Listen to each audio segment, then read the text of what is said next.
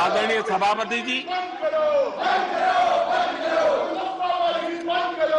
इनकी अर्थनीति, उनकी समाज नीति, उनकी राजनीति वोट बैंक के आधार पर ही चलती रही और उसके कारण समाज की जो बेसिक ताकत होती है, स्वरोजगार के कारण देश की आर्थिक गतिविधि बढ़ाने वाला जो सामर्थ्य होता है, इन्होंने हमेशा नजरअंदाज कर दिया। उनको वो इतने छोटे लगते थे, इतने बिखरे हुए लगते थे, तो उसका उनको कोई मूल्य ही नहीं था।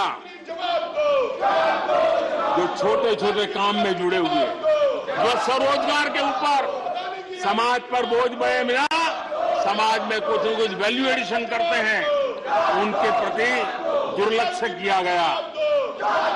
छोटे काम में जुटे इन करोड़ों लोगों को भुला दिया गया। मुझे गर्व है कि मेरी सरकार ने रेहड़ी वाले, ठेले वाले, फुटपाथ पर व्यापार करने वाले लोगों की सुन ले, ब्याज के चक्कर में जिनके जीवन तबाह हो जाते थे, दिन भर का पसीना ब्याजखोरों के घर जाकर के चुकाना पड़ता था, उन गरीबों की चिंता हमने की, उन रेहड़ी ठेले पटरी वालों की चिंता हमने की।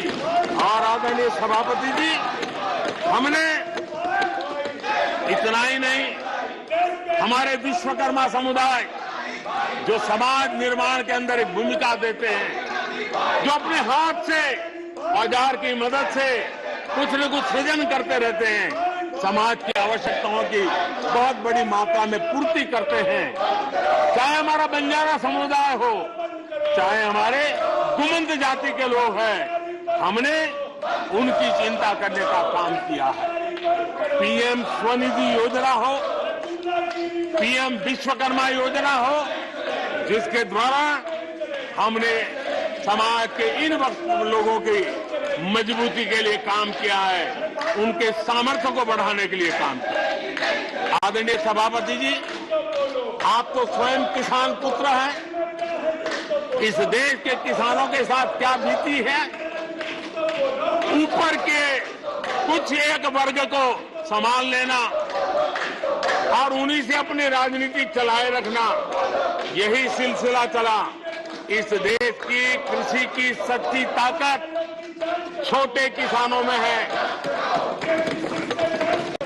1 एकड़ 2 एकड़ भूमि का वो बड़ा मुश्किल से 80-85% इस देश का ये वर्ग है। इन छोटे किसान उपेक्षित थे, उनकी आवाज कोई सुनने वाला नहीं था।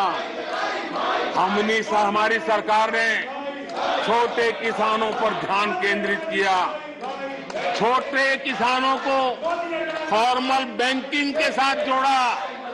आज साल में 3 बार सीधे पीएम किसान सम्मान निधि छोटे किसान के खाते में जमा होती है।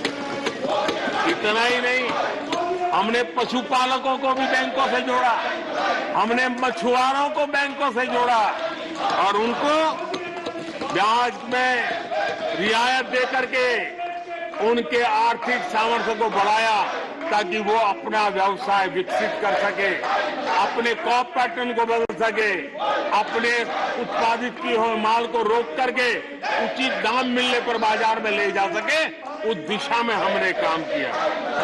आदरणीय सभापति जी, हम जानते हैं हमारे देश के बहुत सारे किसान ऐसे हैं कि जो बरसाती पानी पर उनको गुजारा करना पड़ता है। सिंचाई की व्यवस्था ये पिछली सरकारों ने की नहीं। हमने और देखा है कि ये छोटे किसान पानी बरसाती के भरोसे जीने वाले, मोटे अनाज की खेती करते हैं, पानी होता नहीं है। ये मोटे अनाज की खेती करने वाले किसानों को हमने विशेष स्थान दिया। हमने यूएन को लिखा कि मिलेट ईयर मनाइए, दुनिया में भारत के मोटे अनाज की एक ब्रांडिंग बने, मार्केटिंग बने और उसके सुविचारित रूप से अब उस मोटे अनाज को श्री अन्न के रूप में, जैसे श्रीफल का महात्मा है, वैसे ही श्री अन्न का महात्मा बने। और छोटे किसान जो पैदावार करते हैं उनको उचित दाम मिले, ग्लोबल मार्केट मिले, देश में क्रॉप पैटर्न में परिवर्तन आए।